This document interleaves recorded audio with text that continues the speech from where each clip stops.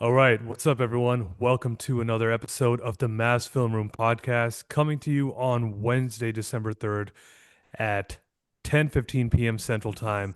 We're not streaming live today due to some technical difficulties, but we are recording a video podcast, which you will see on our YouTube channel after this. The Mavericks, the Dallas Mavericks, the Dynasty Mavericks, just got their third straight win this season against the Miami Heat. They beat them 118 to 108 at home. Miami came into this game as a pretty good team. Unfortunately, I don't have their record um, off the top of my head, but you know what? I'm just going to look at it right now because Miami was a good team. You know, they're 14 and 8 after tonight, which means they were 14 and 7 coming into this game. A quality win for the Mavericks, which came on the heels of them beating the Denver Nuggets just 2 nights ago on the road. A very impressive win.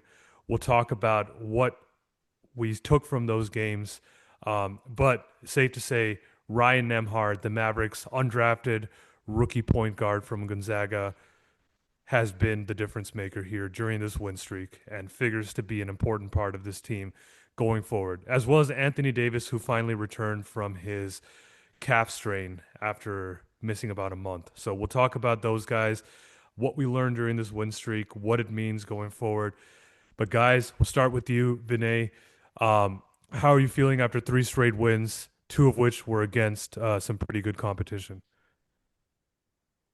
Well, if you've been listening to the podcast, you would know that Rohan and I have been the head coach and co-coach of Team Tank.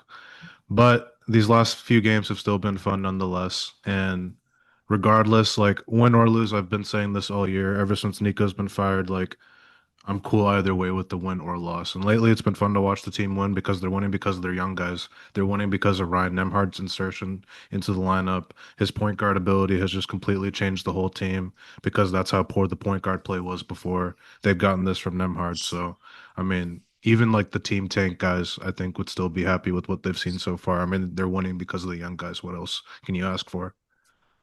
Yeah, I mean Cooper Flagg, I didn't mention him in the intro, but he's put together a nice stretch of games too. I mean, he had another 20 plus point outing tonight. So it's just all clicking for, the young guys, Ryan Nemhard, Cooper Flagg, and now Anthony Davis had a 17 point, 17 rebound game tonight. He also had 30 points and I think 13 rebounds against the Nuggets on Monday night. So it's all coming together for them right now, and it's resulted in some wins. And with this addition of Ryan Nemhard, the Mavericks all of a sudden look like a competent offensive team when they were like quite literally the worst offense in the league before that. Not sure who that was directed to, but I'll pick up the ball. Yeah, I'll address Vinay first. Yeah, you know what? I'm technically president of basketball operations for Team Tank. Um, but I will say, like, I don't think anybody likes watching this team lose games. I think that's the bigger thing that I have to say. I've been talking about picks because the guys early on in this next draft are such ceiling raisers that you if you're not salivating at the opportunity to get one of these guys next to a guy like Cooper and now next to a guy like Ryan, I don't know what you're thinking about. Like that doesn't make me less of a Mavs fan. I'm not going to go on that tangent, but that's what I will say for Team Tank. Um, Man, Ryan Nemhard, I'm not going to take any credit away from him, but he shows me exactly how bad D'Angelo Russell has been this season. And I mean, that's kind of self-apparent. You watch that Minnesota game and some of the lowlights from that night, you're going to understand what Mavs fans have been going through. But Vinay and I were on last week. We were talking about how this team's half-court offense just sucked, and that they're looking like a horrible pick and roll team. Now they look competent, and it's not just Nemhard. Anthony Davis has been so much better. Like I can't even put it into words. I think this might I be want the to hear Jay best. say it. I want to hear Jay say it. No, he's played Say well. it. He's played well. Like I can't even deny Holy it. cow. And Holy and cow. I'm an AD hater. Like I am irrationally hard on him when he You're the airballs Luka threes. Doncic of AD haters. That's a good way of putting it. um, but you can't deny his production these last two games. And I mean, look. AD's name has been in trade rumors for the last several weeks, but we all knew that he was, he needed to put together a good stretch of play here in December going into January to drum up some significant trade interest across the league. And, through these last two games, he's definitely done a good job of it. And so we'll see how long he can stay healthy. That's obviously always the big question with him. But I mean, he's looked a lot better in these last two games than he has, like even in the first 5 games of the season that he played before he got hurt. I don't want to skip over Fazil. Fazil, what have been your takeaways from this last stretch of games? This 3 game win streak and even the games before that. Well, my biggest takeaway is that Cooper Flagg is absolutely the truth. I mean, he's been averaging uh well over 20 in the last couple games he's played, and this win streak started off with him dropping 35 on the Clippers with against, obviously the Clippers stink, but they still have Kawhi and whatnot. So for Cooper to have played that well in such a clutch win was, I mean, phenomenal. And he followed it up with a good game against, not just a good game, a great game against the Nuggets. And I know that got overshadowed by Nembhard and AD looking like, new age Shaq and Kobe somehow. Only possible because you have a Nikola Jokic led defense, but I mean, I digress. Um, and then tonight, I'll be honest, I wasn't able to watch much of the game. I tried, but I was this is embarrassing. I was just like napping for most of it. But from what little I did catch throughout like the first and third quarters, um, Coop still looked good. The whole team looked competent. The whole team looked like, if this is the team we got in the first 20 games where we went 5-15, we probably would have been like 15-5. I don't know.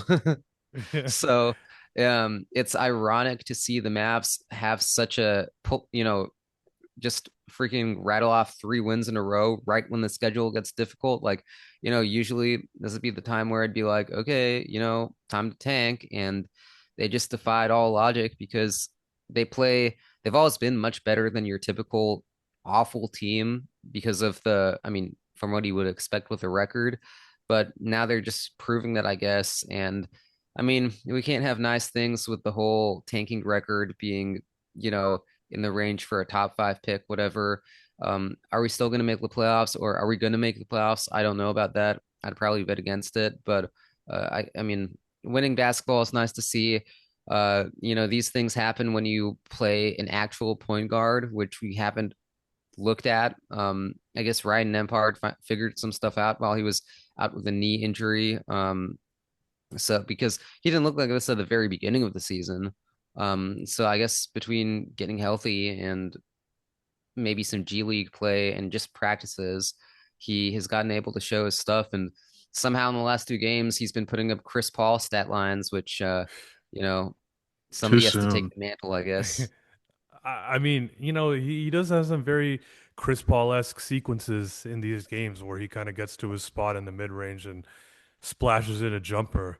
Obviously, I think, like you said, Vinay, it's a little bit too soon to go that far. But I mean, you look at Ryan Nemhard's Oh, last two games. I was talking about Yeah. too soon because the Chris Paul Oh, miss. yeah, that's Well, right. hey, That's actually, right. the Mavs have kind of been so bad to start this season that I think that might have contributed to Chris Paul getting waived. But that's neither here nor there. Yeah, that What's that crazy though is like they had such a cupcake schedule just to start off the season. Like it's almost like the NBA threw up this lob for them to have this good record to start off the season. And they lost to these really bad teams. They lost to the Wizards, Pelicans, and like they were trying all this different stuff, but it just looked really bad at the beginning. And now, of course, Jason Kidd Mavericks, they win when you least expect them to. Rattle off and these wins when we're all looking like at Tankathon like look like red meat, and here we are. yeah, I mean, I was shifting my mindset to where like losses were wins, and every time they'd lose, it was a great loss, and it's just one step closer to, Darren Peterson, Cam Boozer, AJ DeBonsa. But uh, these last 3 games have shown a completely different team, to be honest with you, and the competition they've won against. I mean, Denver and Miami are two very good teams. Like you cannot deny what you saw beating them. And it's not like this is in March or April when those teams are taking it easy. Like this is still very Yeah, much in the thick Denver of the Denver regular wasn't season. trying yesterday. Yeah, and they were missing Aaron Gordon, but you would still expect a better showing from them, right? Like this is a team that won a championship 2 seasons ago. I guess 3 seasons ago now. But I want to I go back. wanna Oh, I sorry, wanna go pump ahead, the Rohan. brakes on that Denver win because first off, beating the Clippers is not like, oh wow, you haven't given a No, I career wasn't night talking about the against. Clippers. I'm No, talking no, about no. Hey, Miami and I'm Denver. I'm I'm just doing this for the I don't want to be a hater on the team, but like the Nuggets without Aaron Gordon are like Jokic is a fucking horrible defender. Like the things that were said about Luca, I genuinely believe are just like copy paste Jokic criticisms. Because when I watch Jokic, sometimes I'm like, this guy is 300 pounds. He's getting moved around like he's fucking Mason. Actually, Mason Plumlee is a better defender. Um, but that's neither here nor there. Um, Tonight's win was good, and the defense has been solid. But really, you're like, knock on wood, you're one major injury. I mean, we saw Gafford go away tonight. You're one major injury away from going back to like a sub 30 win pace, right? Like, I don't care how great Cooper is, how good Ryan is. You don't have AD and you're waiting on Kyrie maybe in February, even though there has been credible reporting that there are non basketball reasons that might keep him out this season. Um, Well, yeah. let's get to that later. I think Okay. the point I was trying to make is like, these are good teams that they beat. It's not like they beat the Jazz or the Hornets or the Nets, right? Like these are competitive teams that you would expect to win against the Mavericks, because of the records and et cetera, right? I mean, the Mavericks at the end of the day are still 8-15. They're still 7 games under 500 right now. That's not a good record. And so they pulled off two big upsets, but they showed us some things that I think could be replicable going forward. And now, like you said, Rohan, of course, AD gets injured, Ryan Nembhard gets injured again. We're back to counting our ping pong balls. But um, I do want to talk about Ryan Nembhard because I think he has been the biggest story of these last 3 to 5 games. I think he really kind of burst onto the scene against the Lakers last Saturday. Um, with 17 points, I think he really sort of opened some eyes in that game and showed people that hey, he can play against NBA competition. But against Denver on Monday night was really when he popped off with 28 points, 10 assists, and most importantly, 0 turnovers. And that was just a masterclass. Chris Paul-esque, like you said, Vinay. And then tonight he followed it up with another double-double of, let's check right here, 15 points, 13 rebounds, or 13 assists, and just 1 turnover. And so in these last 2 games, that's, uh, 41 points, sorry, 43 points, 23 assists, and 1 turnover. Sorry, I can't count. I mean, just very strong stuff from Ryan Nembhard, and the offense has benefited tremendously for it because just his table setting ability makes life easier for everyone else on the floor. Definitely. I mean, he's making passes that I'm not confident Kyrie Irving would be able to make if he was, what, 5'9". Um, it and he does look like Chris Paul the way he's like just able to get to these like fading mid-range shots and knock them down. Um, I think he's going to be great if he's coming off of your bench. You can be a very competitive team, but let's be very honest. Is he going to shoot like this forever? I don't know. His passing ability is great, but this guard rotation leaves so much to be desired, and it's not even on Nembhard. Like you're really relying on him to replicate this production and for the him not to hurt the team's defense over like a tough stretch of games. I think we'll see. He's been fantastic, but I'm just ready to be disappointed, honestly. Why? Wow, that sucked. Yeah. Sorry, I'm a realist. I don't know what to tell you. Like Brandon Williams has been okay, but like is is he really that great? Like D'Lo, the best thing that comes from this, I think, is D'Lo gets entirely sidelined. He was already in the doghouse, but like you're gonna get better half court play, better pick and roll play, and better passing. None of those things are things to scoff at. But is this team Klay Thompson's come back to life? But like I don't know. You still have Caleb Martin playing somewhat significant minutes. You still have D'Angelo Russell playing somewhat significant minutes. I'm not confident that this is a great 3-point shooting team. Um, your best bet is AD staying healthy and Cooper continuing to show out.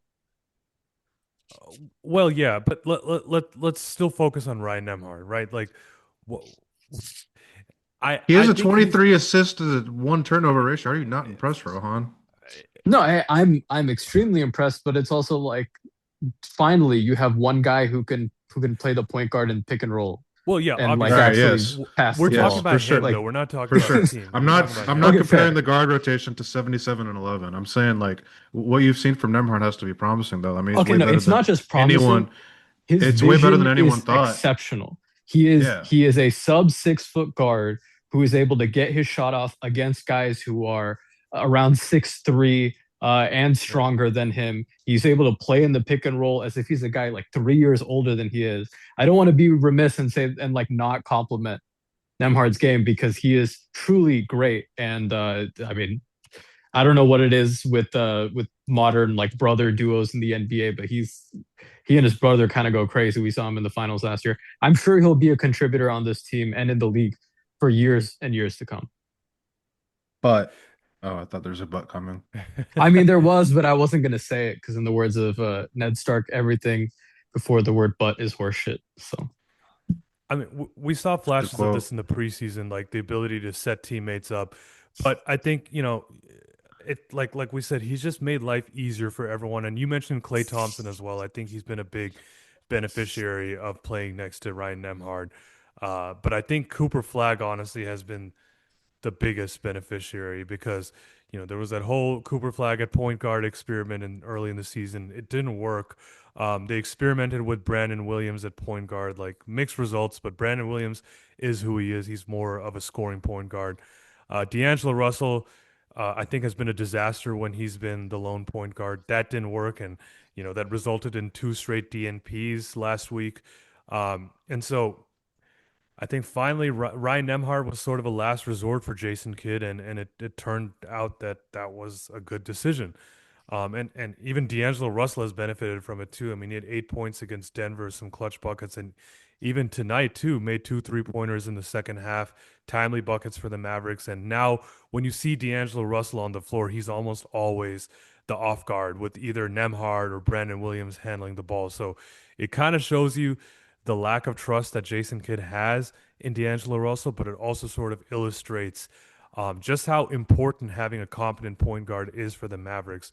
And Ryan Nembhard is proving to be that player right now.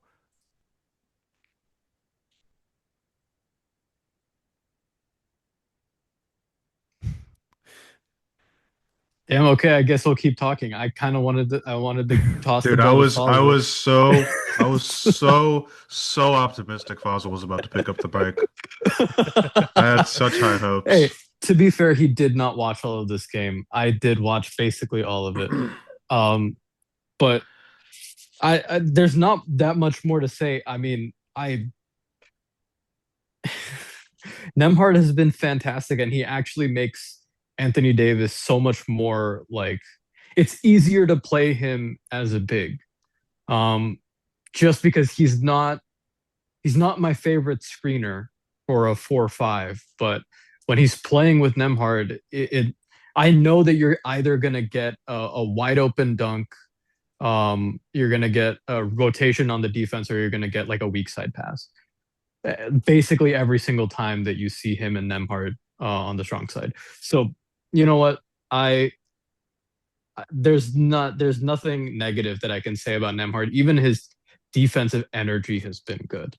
Um, I'm just ready for things to go in a more negative direction, and that's not because I want it.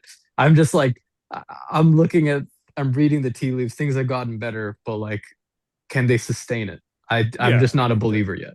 that's the big question, and I don't think anyone would fault you for not believing in that staying power. But I think we have to talk about what we've seen. I mean, you look at the last 4 games that Ryan Nembhard has started. The Mavericks have an offensive rating of 120.2, defensively 116.4. I mean, that's definitely not as good as they've been all season. But even diving deeper onto the offensive stats, I mean, they're shooting 42.5% from three on 33.5 attempts per game. That translates to just over 14 made threes per game. Like the offense is hitting threes, which I mean, obviously we know with 3-point shooting there's a lot of variance, but again, I think it's just no surprise that it's come when there's been a real point guard on the floor for them. Well, if you want And a the real three. test for Ryan Go ahead. Nembhard coming up, the next two games are against the top two defenses in basketball in Oklahoma City and Houston. You're probably going to see Oklahoma City put Lou Dort on him and then Houston with Amon. So, I mean, that's the tough Houston part has about a being top two elite. defense. Yes. That's pretty cool. But the tough part with those guys, I mean, Nemhard's going to get the best defenders from most of these teams as the lead ball handler, and those are all defensive caliber type of guys. So, it'll be really interesting to see how the whole team does with the ball pressure in general, but especially Ryan Nembhard. Yeah. Yeah. Yeah. I mean, Amin Thompson running at you on closeouts might hit a little bit different. Um, that's going to be tough. But what Jay said on the high variance threes, I needed to touch on that because that's a great point. He's getting these guys easy shots. You see with AD, AD even hit a couple threes tonight. But I think with Coop, that's the thing that I'm waiting for it to click because he's a better shooter than this. In his college season, I think he was what 36. Right now he's shooting sub 30%. I just truly believe that he's better than that. So I think maybe having somebody setting up the platter for him or handing him the shot on a silver platter may help, but we'll have to see in more play. Sub 30% Yeah, is generous. He's below 26% right now. Is he still? Damn. Yeah. He pretty much isn't taking any threes right now because that percentage is so low. yeah. I Yeah, but mean, I think go. part of it is because in those first 10 games where, he was playing a lot of point guard and things looked poor, the one saving grace was he was like, I think 100% as free throws, something like that. And his 3-point percentage was, I mean, I forget, it might have been bad, but in the proper lineups, like when we were comparing those on offs with him and Brandon Williams on the court versus him and D'Lo on the court, and yeah, with Brandon Williams on the court, I remember his 3-point percentage was like good, and that's the only that was the best playmaker that he had to play with at the time. But the part of it is just the thumb injury. He's still in that splint, and I think it's on his shooting hand, right? So his free throw percentage tanked after that for a little bit, for a little while, and his 3-point shot, like it's to the point, like you guys said, he's not even shooting them at the moment, just because he's focused on getting to the easier parts of his game. And I think when that splint can come off, when that wrap on his thumb can come off, it's going to be a lot better for him. And I'm excited to see that. He was supposed to have it on for like what 6 weeks, and I think we're maybe like halfway through that. So hopefully sooner rather than later, we can get to see Coop like without that on his hand. But yes, I did also want to touch on the 3-point shot variance, the accuracy, because I think a big part of that has been Max Christie just continues to be a freaking flamethrower with the catch and shoot threes, especially from the corners. And Clay finally came alive, like welcome to the party. He doesn't look nearly as dismal as he did at the start of the year. And I mean, if only we could have gotten this from him earlier on, but point is, like, he's had some very nice games again against the Clippers. Like, he was one of the biggest reasons why we won that game. I think he had 16 points in the fourth quarter.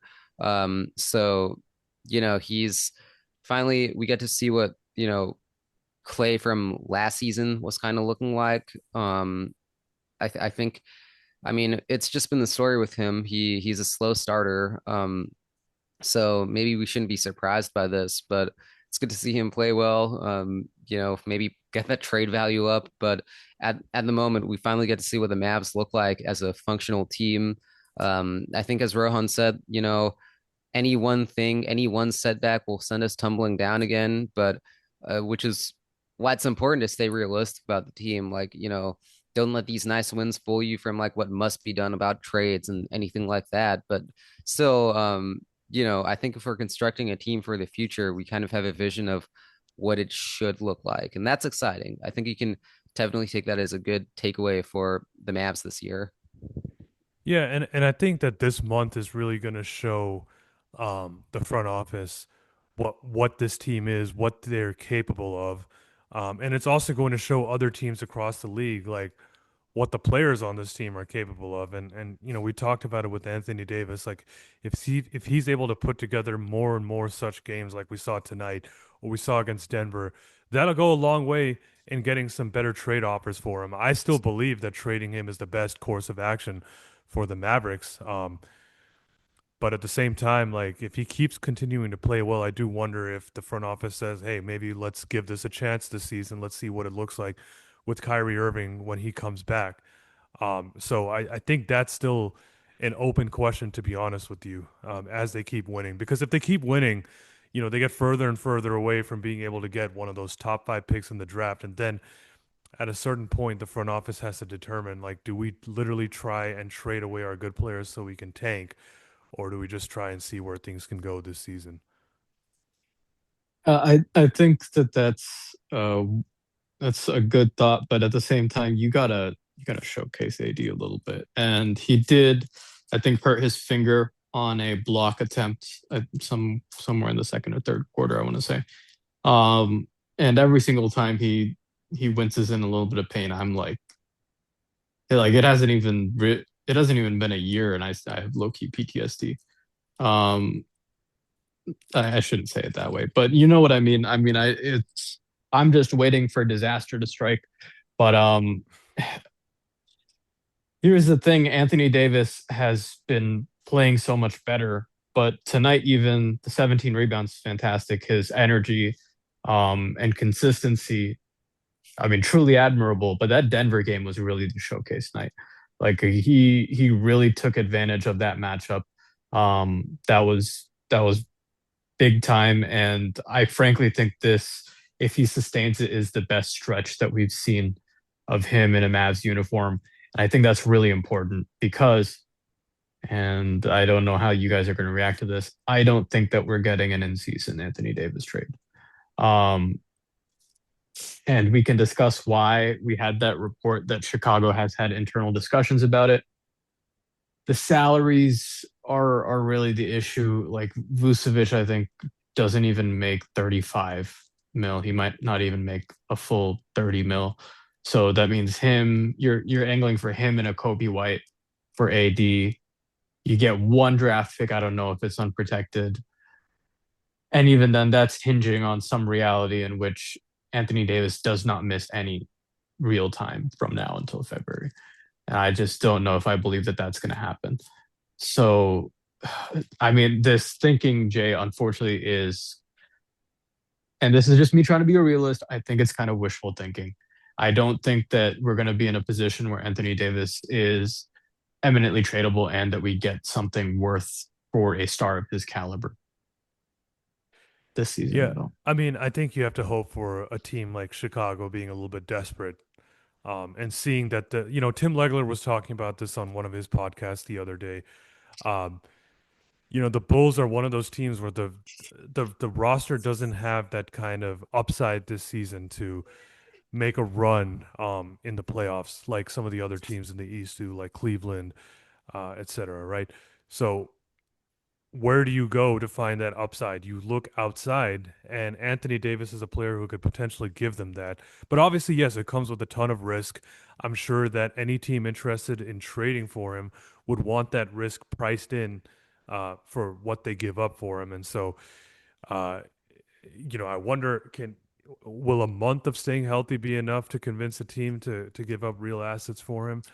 I'm not sure. But it'll be interesting to see whether the Mavericks front office feels like they should get off of AD no matter what and take the best offer now, or wait until he's a year older and then try and make a trade in the summer or sometime next season. I have this lurking theory that Kyrie Irving may have told Mavs front office and ownership that he wants to try and see what it looks like with AD before they make a decision. I don't know that for sure, but I could just see that being something that could be in works.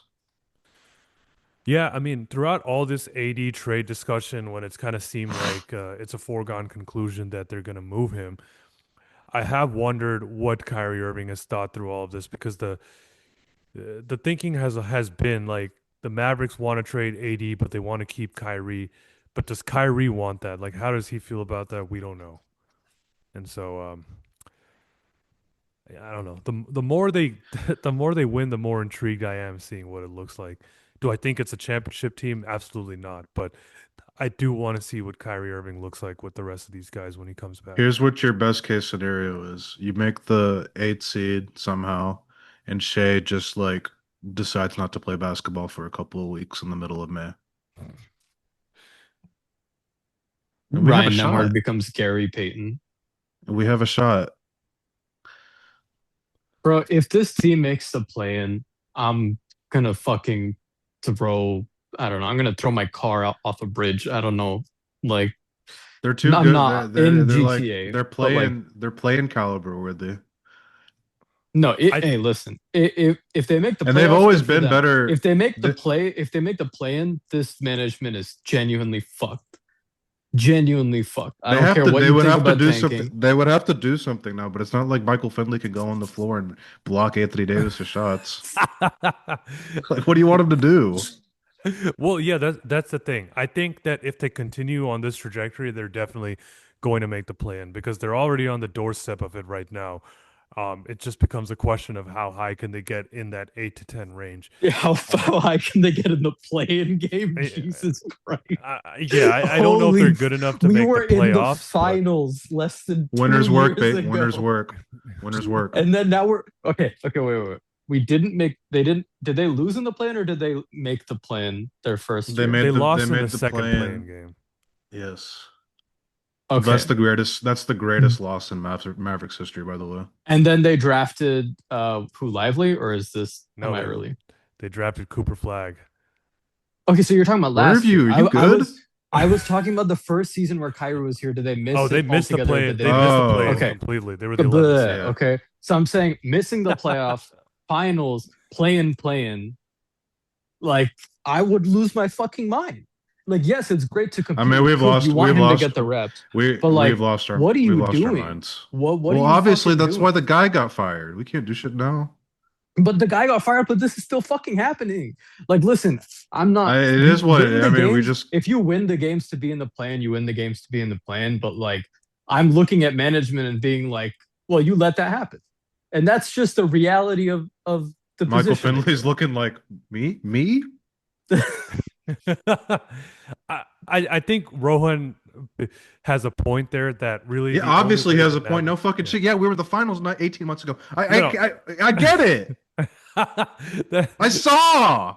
I watched PJ Washington dribble the ball off his foot in game 2. I watched the finals.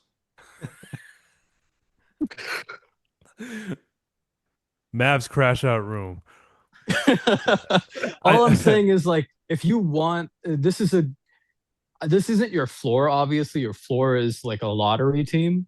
But like, if this is your ceiling as a borderline second apron team, yes, you have Cooper Flagg and Kyrie Irving, Kyrie Irving has not played, but like they Yeah, I have mean, to it's- make a move. There's no world in which that they can go into next offseason as an almost second apron team and like not be the fucking laughing stock of every other fucking GM in the league, right? And So- that's the point that I believe that Rohan was making is that the only way that you can really try and build for the future, whether it's tanking, whether it's getting future assets, is trading AD. Because clearly when AD is playing and playing at this level, the Mavericks are going to win games. Like that's been proven Holy over shit. this stretch. I did not think you'd say that. I'm going to write this down. well, part of it is also Cooper Holy Flagg cow. has improved a lot since the start of the season too. Like Cooper Flagg, we talked about it early in the season. The Mavericks don't have a go-to guy. Cooper Flagg has become a go-to guy for the Mavericks, and that Yeah. has really changed their reality too. And so you put those two things together. I mean, AD and Cooper Flagg have been a pretty good duo over these last few games. Like Jason Kidd, if you notice, has been subbing them in and out of the games together. And when they're both off the floor, the Mavericks give up runs from the other team. When they come back, they're able to put some distance between them and the opponent. And so I think that's a trend worth watching because it's only been 3 games thus far. But yeah, like the point is AD is going to help them win games as long as he's healthy because Cooper Flagg has improved and is going to continue to improve. And if you want to blunt that momentum and try and, you know, allow them to lose games, if you will, like you have to trade AD and get some future assets. And if they still win after that, like so be it. That just means you have a great player in Cooper Flagg. And if they lose, then you can go into next season with some optimism that these guys are going to take another jump, and you add a lottery level talent, and all of a sudden you could be a playoff team next year. I think the point you just made is really important because I was not sure that this was going to happen. I'm very surprised about this too. Um, AD and Coop just like let's list off the people who they've matched up with. Zubac, Bam Adebayo, Kel'el Ware, I guess Aiton, even though AD was on a minutes restriction there. I don't know, Cam Johnson because AG is out for Denver. Like none of these people are scrubs, right? So it is very promising that the spacing still in my mind is like I don't think that this is going to work out as much as often as not, but they both control the momentum of the game without the ball in their hands and can do it with the ball in their hands. Like when they're working synergistically, I think that your ceiling is a lot higher. So I do understand if the team is like, oh, when Kyrie comes back while watching this game and against the Nuggets, being like, hey, let's see where they can This dude be just created a new word and we're gonna let it slide. synergistically. Is that a word? I've Feel like heard it it might before. Shit. My bad. That's You're on good, me. bro. I They just add called new words. That was a Jason Kidd timeout in the middle of momentum. be. Hey, they add dumber words to the dictionary every year, so I'm not too worried about it. Listen, all I'm saying is I don't know how long this is going to be sustainable at a high level, just because shooting is pace and space is the method of the league now. But if you have AD healthy and controlling the game on the defensive end, really engaged, sacrificing his body and playing the position that's best for the team, I think you can get a trade. The only thing is, I don't know that you're getting Kobe White and Vucevic in that deal plus picks. Obviously, it's not worth talking about like fake trades because everybody just gets the stuff from 2K and Trade Machine at this point. Like it's not, none of it's real. But like, you don't know how Chicago wants to build their team. You don't know how these GMs are thinking. So They like, don't even know how they want to build their team. I know genuinely they don't. So like, they seem to think that Giddy is a point guard for the future. If that's the case, the thinking is Kobe White is movable. I think Vucevic, from the outside looking in, people are like, you don't want to keep him on the team, do you? But I can see a world in which they're like, oh, he's more of a shooter, and then you can pair him with AD. I think that'd be awful. And if they wanted that, you should try to get a more recent pick because that's gonna fucking spontaneously combust on the floor if you see Vucevic and Anthony Davis both sharing time and taking 18-foot jumpers, to add a volume next to each other, you're bound to be in the lottery again. But again, these are just made up trade scenarios. Like you genuinely don't know, and I just am not sure that you're gonna get a lot for him. Which is why the Mavs are in a horrible position.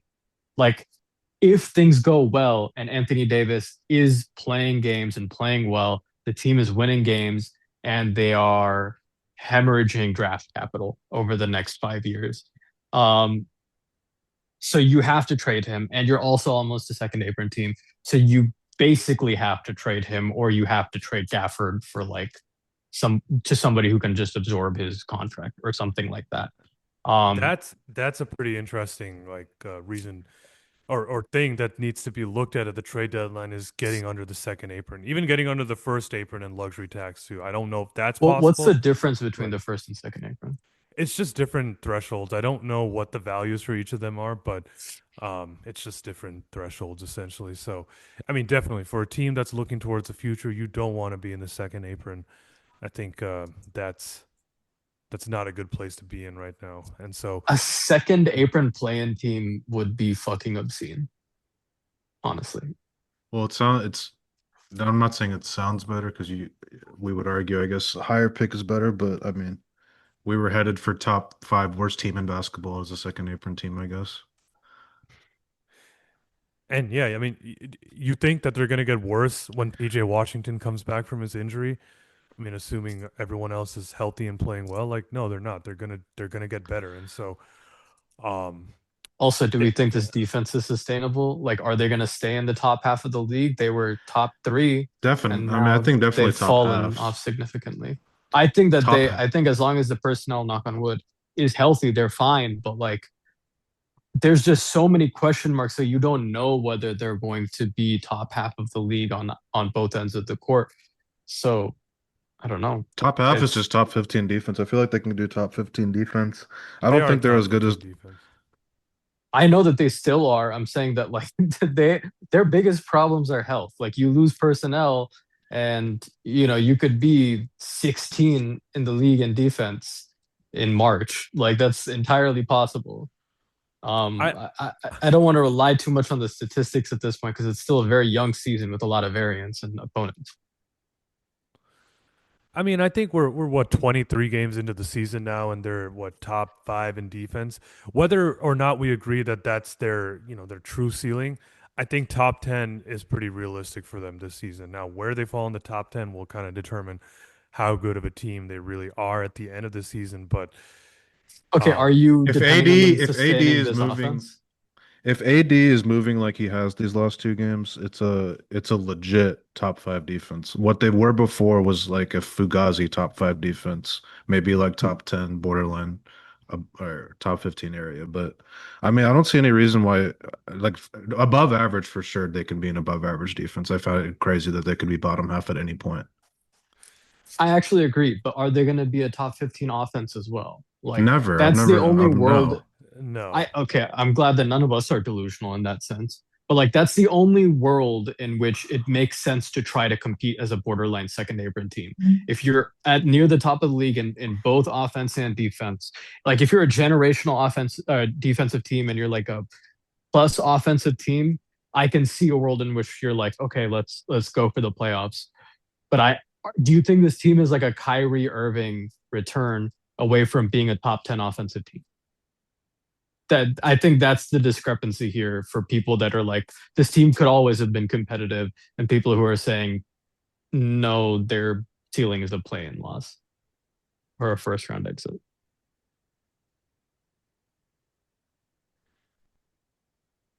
I may have lost you there. All I'm saying is, does Kyrie Irving bring this team to top 10 offense territory? Like, is that what is, and how does that affect the defense as well? Like, there's too many questions on what is sustainable for this team. I mean, we're just gonna have to see how the games go. They've shown way different offensive signs lately, even just schematically. They're not running the bullshit Sabonis at the top of the key dribble handoff offense as much anymore. I feel like that's a huge change in the offense that hasn't really been talked about. As I mean, I mean, it's obviously, I because think the they biggest don't one is need to Nembhard. anymore now that they have a The point guard. Yeah. biggest, exactly, and I don't even know what Jay Triano's purpose here is here anymore, but that's besides the point. But um, They have I done mean, some like if interesting the things with AD. I will give them that. I think we their don't need to make offense like is getting sweeping. I mean, we better. might as well just like let's just see how the games go at this point. We don't need to make, I guess, Sweeping generalizations. yeah. And I mean, when Kyrie comes back, he comes back. I feel like I've also been thinking that he might be coming sooner than later. And pause. And God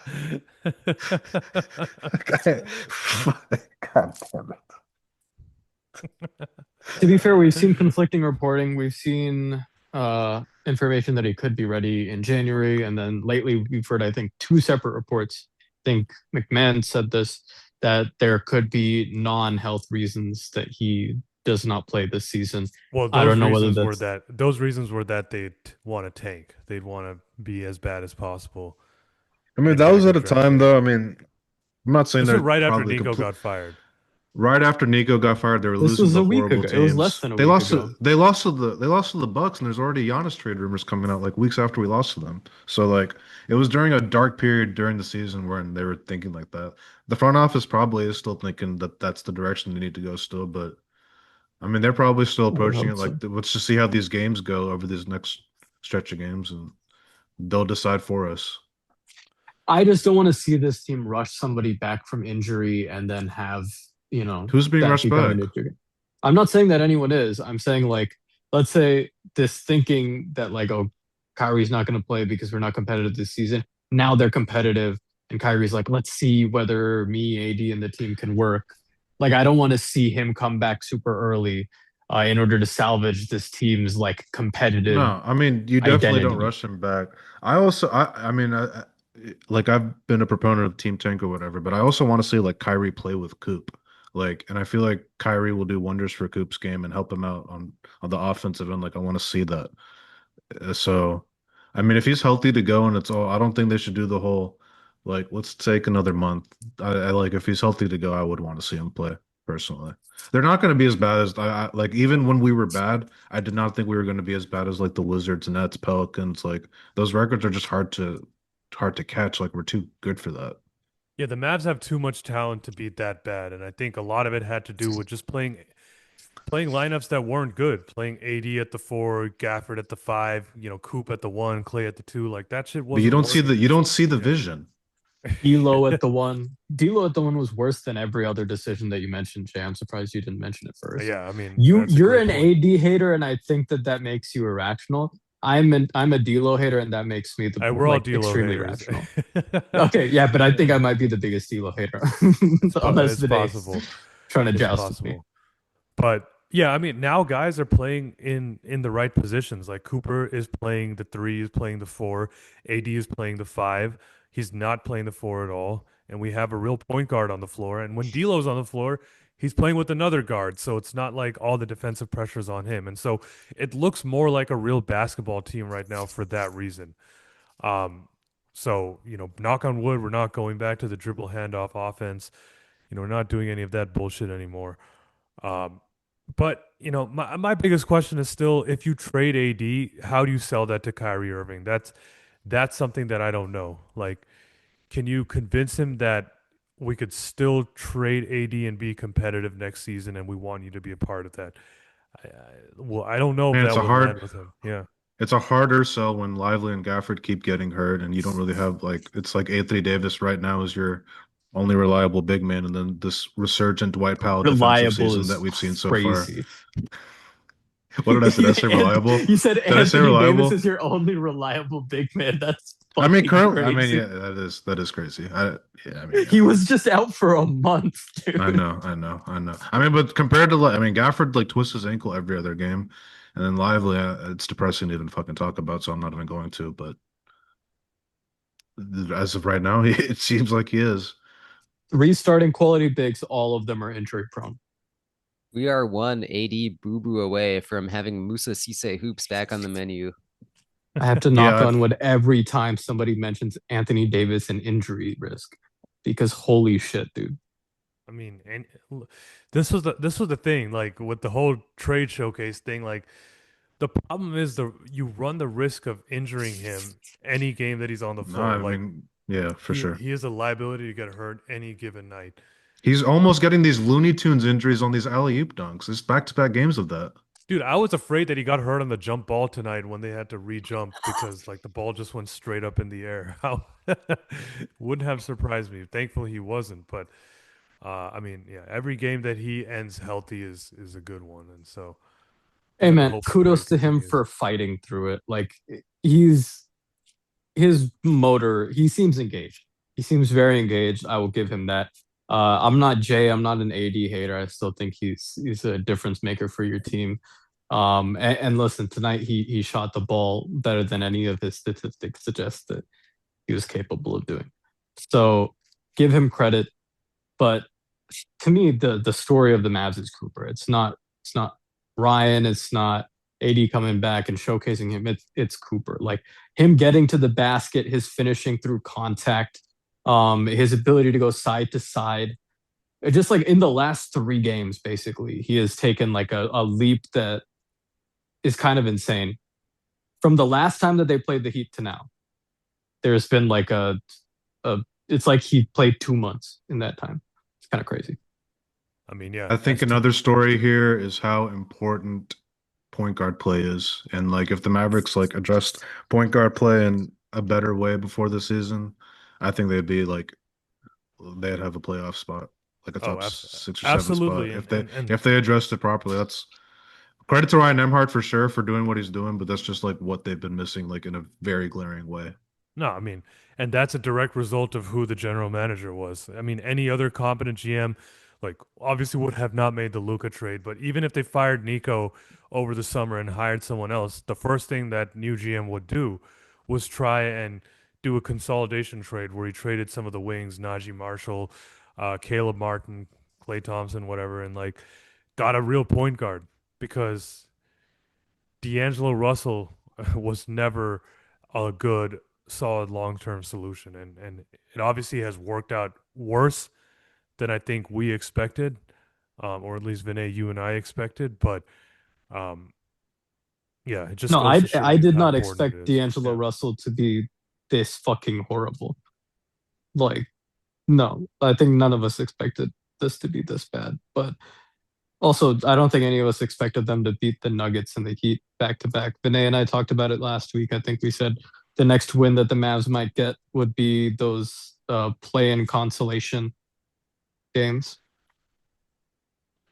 I mean, It is pretty yeah, crazy. yeah. Well, they're definitely not beating OKC on Friday night, but if they do, All then right, I think. stay on that side. Stay on that Stay side. on that side. I mean, if they beat OKC, like we completely have to like rip the page off from this No, book and we're gonna be playing in Shay true. We're gonna be playing in true. Nembhard takes the crown of best Canadian basketball player on Friday. He's literally gonna become prime Chris Paul. Just watch. Ryan Nembhard, Just Dwight watch. Powell, Lou Dort, Shea And Gilgeous-Alexander. we have that PJ boost. Oh yeah, Oh, if they we were get saving PJ it for back that for game. OKC, Yeah. damn, that'd be tough. On the topic of PJ though, I did have a question for you guys. I don't think it's a big problem. I'm not sure if it's a problem at I all know where he's to for going. the I know where he's Mavericks to going. I know where he's have. going. Um, but these past three games, we won them without PJ, and I don't think it's a huge coincidence that Coop put up like better box score, counting numbers without PJ on the court. With PJ on the court, I think Cooper is primarily a small forward. He's a three out there, but without PJ, he's definitely more of the four. He's more of the power forward, and I think at least as of right now, I think between the two forward slots, he's pretty interchangeable, but he is slightly better at power forward. And just long term, what do you guys think? How does this work out? Do we trade PJ? Does he come off the bench? Do the two learn to play together a little better? Because like PJ gets some, he's a volume scorer. He gets good buckets. He's a great part of the process, but like I think the types of buckets he gets are the types of buckets that Cooper has been getting these last three games. So just the game, it's not like I'm saying, it's not a bad issue to have. I think they're both very much winning players, but it's just like, what is the ideal fit there, in you guys' opinions? That is very interesting. And I've always liked PJ. I think that, I mean, he's a really good player who can get the Mavericks a lot of good trade value if they go that route. I still do want to see what it looks like with both of them. Like, I want to see what the lineup of point guard, um, Max Christie, Cooper Flagg, PJ Washington, Anthony Davis looks like, or at least some form of that, right? Like have Coop play either the three or the four, and have PJ in the lineup, and with a real point guard, and let's see what that looks like for 10 to 15 games. I do want to see that, but um, yeah, I think that's definitely an interesting question. If Coop is better at the four, and PJ's kind of playing, making him play out of position, then you do wonder, is it time to look at moving him, which can't be done during the season due to his extension, but long term, you definitely can get really good value for PJ Washington because, he is one of their best players. Before the If you draft, I always thought Cooper's best God, positions were at the four and then small ball five, kind of in like a Draymond role. Like I've always felt that, still feel like that, and I'm even more sure that that's going to be the case going forward after what we've seen through 20-ish games of his career. So I don't know. I mean, like you guys said, you don't have to make a decision on PJ having to be moved this season because you literally can't. But I mean, it's a good question. Like they both are. I think they're both best at the four, and I don't think you want either of them at extended minutes at the five. You can do it for little bits and pieces here against certain teams, but you can't do it consistently. Then you have AD here, who is a five, but I hope they don't go back to him at the four again. But I don't know how that goes with he gets his way. So we'll see how that goes. But I mean, it's an interesting dilemma. I don't think, I mean, it's not coincidental that he's played his best games, definitely not at point guard, and then as the four. And him and AD, especially on defense, when AD is on the perimeter, you have someone else in there that can protect the rim too. I mean, Cooper's been really good at intimidating people from getting to the rim. And you see more of that Yeah. at the four than you do the three when he's not, necessarily always guarding ball handlers at the three. Yeah, Cooper, I think, is just he. Vinay and I also talked about this last week. The three starting caliber wings that the Mavs have: Cooper, Najee, PJ. PJ and Cooper just share, so there's like a huge overlap in that Venn diagram. And I will say what y'all have said. I've said this since the offseason. I like PJ here. It's not about him being some thunder killer or whatever. I think that you do well from having a local guy, a local pro on your team. And it's not like this franchise got Cade Cunningham or Tyrese Maxey. So, you got Not you got not yet. I'm just gonna ignore that. So I think he's, like you said, he's one of those guys with positive value. So this next off season, I think he's a prime candidate to move, as is Gafford. Unfortunately, my biggest issue with his fit on this team and with Cooper now is that we have seen him as significantly less of a spot up player. And I just have never been as confident about his spot up 3-point shooting being like a good way to keep him engaged as like a pretty solid contributor on both ends of the team, on both ends for a team. And I do think that PJ Washington in general, could be a bigger star somewhere else in the league. So I think if you're getting a call for him, I think you got to take it, especially if you can get like a first, an unprotected first, maybe a very thinly protected first for him. I think that's completely possible, and that's maybe more possible than an AD trade I think you this can get off multiple season. firsts for PJ. That would make sense, especially considering that he has what? Does he have 2 years Yeah. after this one I on mean, his he just contract with the signed a extension? 4 year He just signed extension, a yeah. so 4 year, okay. he's got 4 years Yeah, after this and season. he's 27. Like he's on the timeline with a lot of these already drafted stars. And his contract is very movable. Yeah, I think unfortunately we might be seeing PJ Washington getting traded before Daniel Gafford, just because But of he all of these injuries. one of these guys is getting. I mean, PJ can't get traded. I feel like Gafford is going to be gone before the deadline if he's even somewhat healthy before. I mean, he has to get back from this ankle thing. It can't be a recurring thing, or no one's going to want him. Not no one's going to want him, but his price is going to be too low to where it's worth trading him. So annoying, man. Like just when like okay, finally we might be able to move some players. Like Gafford has always been regarded as the most tradable. Now he just keeps getting hurt, which has never been a problem for him in his career until now. So hopefully it's just kind of a freak situation and it resolves itself. But I'm a little bit annoyed with this whole thing right now.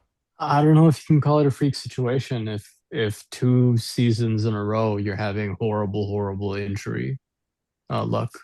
I'm True. going to be very honest with you. We know that some of this is mismanagement, but like some of this is obviously the consequences of that. But like you can't go back in time. I don't think Gafford. I'm pretty sure the numbers bear this out. He's had extended stretches where he has been healthy.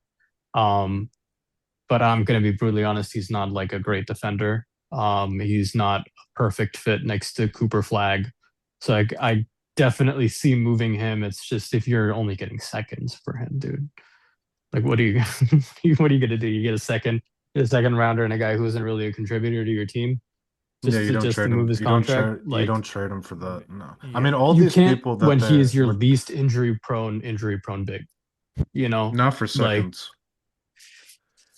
Yeah, I mean, what they It's, need to this is a all correct. these horrible pe- position for them to be in. all of these players that, as much as we say like, oh, you have to get the most for this guy or whatever, like you can't just make a trade just to get him off the team. Like it has to make sense value wise, including Anthony Davis. If a team doesn't give you a good enough offer for Anthony Davis before February, I don't care how badly you may want him off the team for whatever purposes, you don't do the trade. Is Najee extension eligible next season or in the off season? Maybe. I'm not sure, honestly. I think he has 1 year after this one. But here's my thing. I think on the floor, Najee and Cooper make a great fit together. Najee isn't a great 3-point shooter. He's not a great defender, but it's just he makes up for a little bit of that shot creation deficit. Um, I don't know. And he's making less money, and they're the same age. I'm at this point, I'm leaning towards keeping Najee around longer than PJ Washington. But again, I don't feel great about either decision. I'm sure most of us agree with that. Yeah, I mean, Najee played well next to Cooper today, but I think we got to see a little bit more from this current lineup, and we got to see what it looks like with PJ Washington. And the good thing is there's still like 2 months until the trade deadline, and obviously with PJ Washington even longer. So we'll see. Guys, I got to wrap it up right now, but you have any closing thoughts before we leave? Darren Peterson, I'm sorry, my brother, and I'll see you in Valhalla.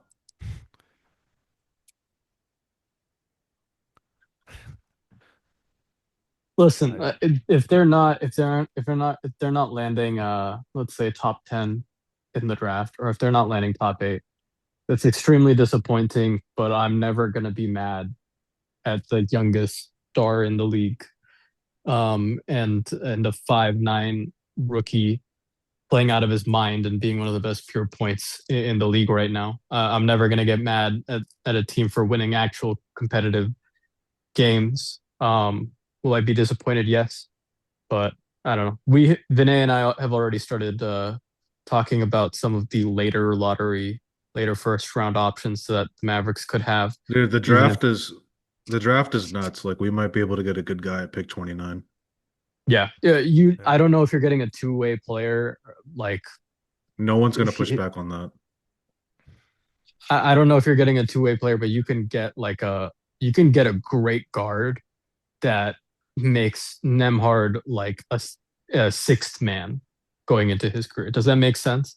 Like you just need more talent on this team. You Yeah, need young exactly. talent. Yeah.